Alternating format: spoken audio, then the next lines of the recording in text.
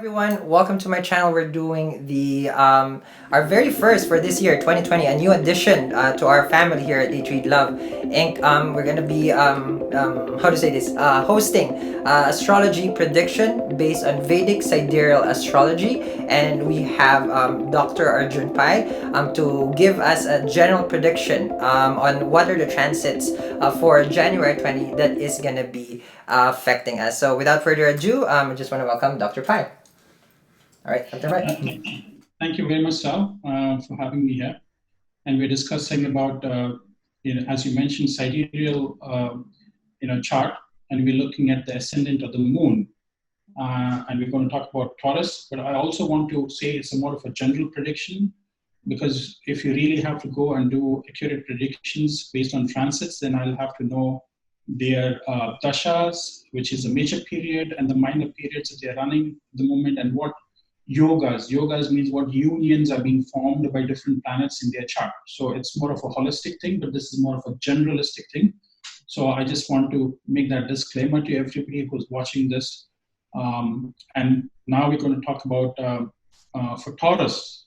Yes. Okay. All right, sounds good. So we're gonna be starting now with the Taurus ascendant, and if you are Taurus moon at the same time. So let's see what what Dr. Pai would be seeing for this month. Okay, Sal, for people who have a Taurus ascendant or a moon, there's a lot of planets which are congregating in the 8th house. Again, 8th house stands for sometimes useless ventures. It also is the hidden part of the chart, which also shows hidden talent, also hidden areas of their life. And because Jupiter is also, and Saturn and all these big planets are transiting there, so that will be a big area of their life. It's also the area of the life which is the consciousness which is hidden. So those are the areas of the life that you'll be looking at. And because you have Rahu, which is transiting in the 2nd house for you, so some things, areas related to your family will be more prominent during this time. And I would also say for Taurus ascendants, you have to see it because their 5th house is all about making people laugh and also making people want to come attracted. The more attracted that you are to a person, the easier is it for them to make them laugh. So you can see, when you have a group of people, if you are laughing together, the people that you like, you obviously watch them. So this is usually Taurus people. Also, one more thing I want to say with Taurus people, with Taurus ascendant or moon with Aries in the 12th house, these people should walk at a quicker pace than general, because they can get much more done and be much more happier, because even psychologists say the people who move very slowly are the people who do not get much done. So for Taurus, it's always good to be on the move. Also for them, for this month, what I would say, between 1 and the 3rd of January, I see a lot of short travels for them. Or they might be having guests, they might be having neighbors who will be coming in. A good time that you'll be spending between 4th and 5th with your, with your family at your home, home-based things. Maybe you'll be spending a lot of time there. 6th and 8th, I think, is the best time for them to go for any relationships or go for a date, or so for romance, that's the best. 6th to 8th of January is the best for them. 9th to 11th, I would say that's when they have to be really careful about their work, their service part of their life, ailments. Sometimes they can fall sick, physical weakness. Sometimes they feel, they're overwhelmed by people coming and asking them. Sometimes it's also about worry about your debt, and also about thefts, or so those are the sort of areas that I think Taurus will be a little bit worried during that time. 12th to 14th, excellent time to spend with your spouse, with your partner, with your talking about your businesses, working on strategies for the coming year for the business. I think that's 12 to 14 is the best time for you to discuss with your business partners as well. Or if you have anybody who's involved with your venture to talk about any business deals, I think that's the best time. 12 to 14 for the Taurus ascendant or moon. 15th to 16th, I would say take it easy, because it can sometimes lead you to a fall from grace, because there's too much of activity happening in the 8th house for you. And also what I feel is that is a time to really get an occult book or get a reading. I would say if you want to get a reading from Sal, maybe that's the best time to get a reading from him. That's because for a Taurus, they will be looking for more guidance during that time.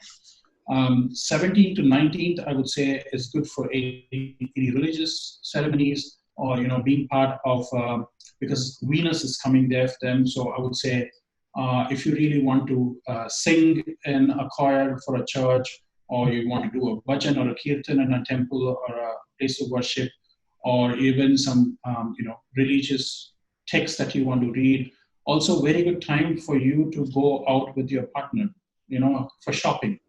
I see.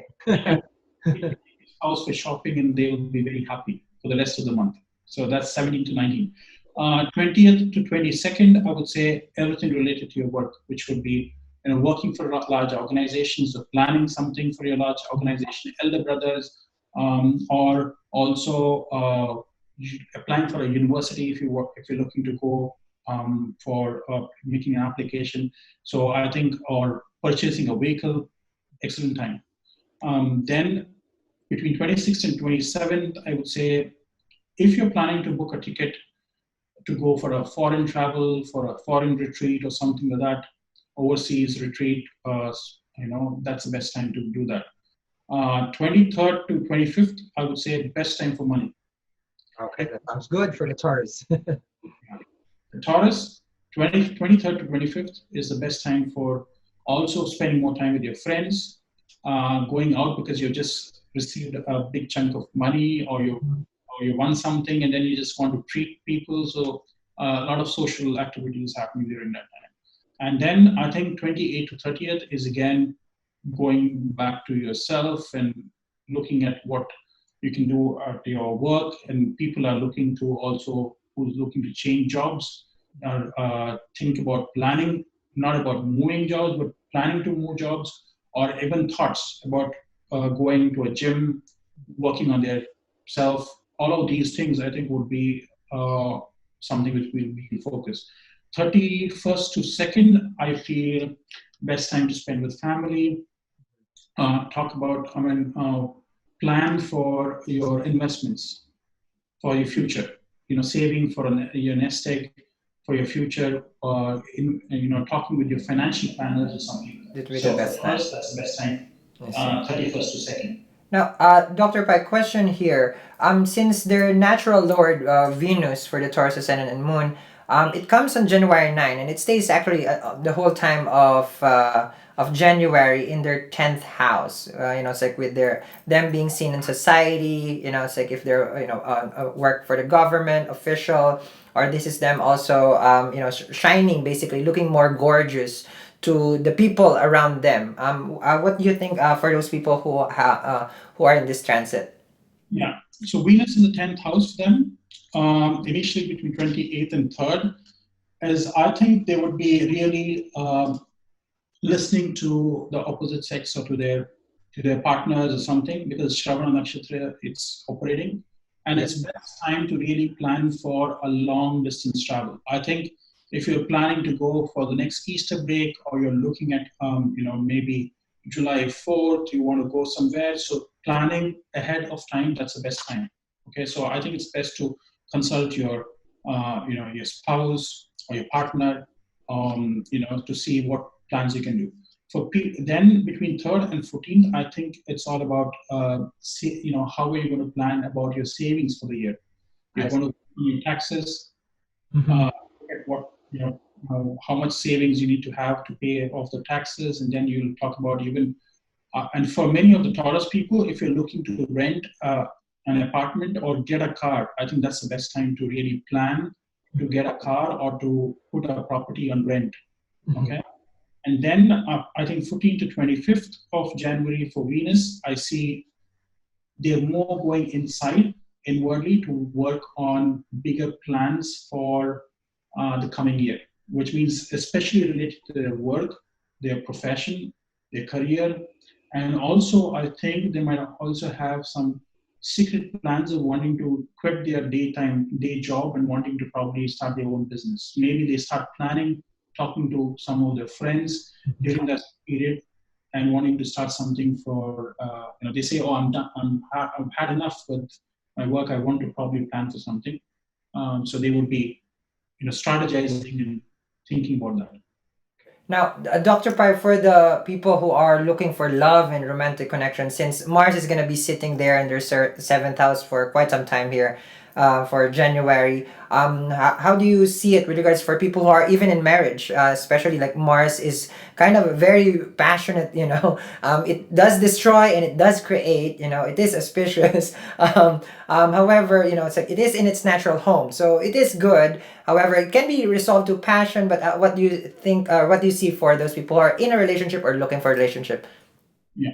People who are already in a relationship, I think the later part of the month is going to be a little bit tricky with, Mars going into Jesta.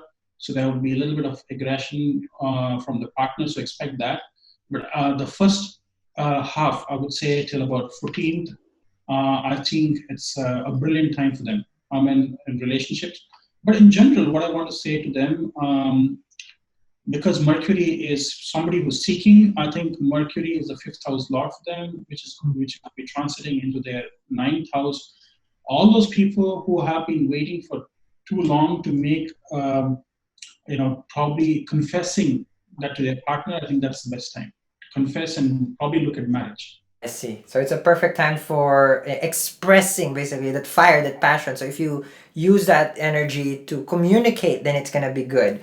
As far as like looking for love in a relationship. Add to Taurus people. Also, if they're looking to, probably express that, you say 90% of your mind for Taurus people is in general. They imagine the stuff that you would like to happen just before going to sleep. So if you're anticipating something, then I think you need to really, if you're thinking about a person just before sleeping, then it's more likely that that person is also thinking about you. So it's best to go and express yourself, and that should be done in the first half rather than in the second half. I see. For the Taurus.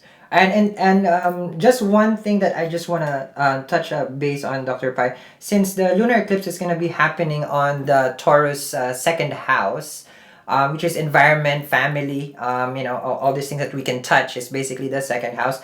How do you think it's going to affect them, as far as like we just had the solar eclipse and then here comes January 10, and this is pretty big because it is environment. At the same time, this is also their savings. And how do you think this would affect them, Dr. Pai? Rahu was there going through a constellation called Ardra. So you can expect some of them would wanting to get a pet, can get a pet during that time for Taurus. Also, finances will be a big, and family. Family, finances, eyes, something with the eyes. Be careful about the eyes because Rahu is in the second house, and second house is also associated with eyes. Like antibiotics or something to do with the eyes if you want to go and check your glasses. Second house is also about wanting to concentrate, okay? And also second house is also about precious stones. So I see, because Rahu is there, some people might lose a precious thing that they have been holding, or they might plan to get, some stone or a ring or something. Okay, so that's gonna be for the Taurus ascendant. So there you have it, everybody. So this is for the Taurus and Moon ascendant. I feel like overall the Taurus ascendant and Moon is going through their deep transformation, as far as like everything. Majority are really placed on the 8th house, and as the 8th house is actually the beginning of spirituality. So this is the time where, you know, the shedding of the old skin and coming to a new light. So it's gonna be more of a freeing kind of energy. So if there's anything stagnant, this is gonna be the time where major transformation will be happening. So at the same time, always ground yourself. Career-wise, it's looking good. Relationship-wise, there's passion is right there. But like what we mentioned, it's a general prediction. Hopefully, it resonates. And for everybody who you know, it's like who wants to consult Dr. Pai, Dr. Pai, would you like to any last few words? Yeah, you know, people who want to consult me, they can always go to my, I mean, I'll give a link at the bottom to my Facebook account where you can go and send me a private message. Also, a final thing that I want to say with Taurus ascendant, just watch out what you say, because, you know, second house, Speech. speech, Mhm. okay? And it's aspected by Saturn as well as Mars. Yeah. So the second house, okay, with the seventh aspect of Saturn and the eighth aspect, the Vedic aspect of Mars is going to be there. So especially when you are speaking, just be very careful about what your words, so that it doesn't be people can misconstrue your words. And also don't promise anything to anybody, because you will always promise, but you will not be able to deliver it. So just be very careful about what you say and what you promise to people during this period. Okay, so thank you very much, Dr. Pai. So, and for anything that you need for services and consultation for Dr. Pai, we'll be putting all the link in the description box. And this is going to be a regular monthly prediction that we have as a general prediction for Vedic sidereal astrology. Thank you very much, Taurus, for watching, and I'll see you guys again. Bye.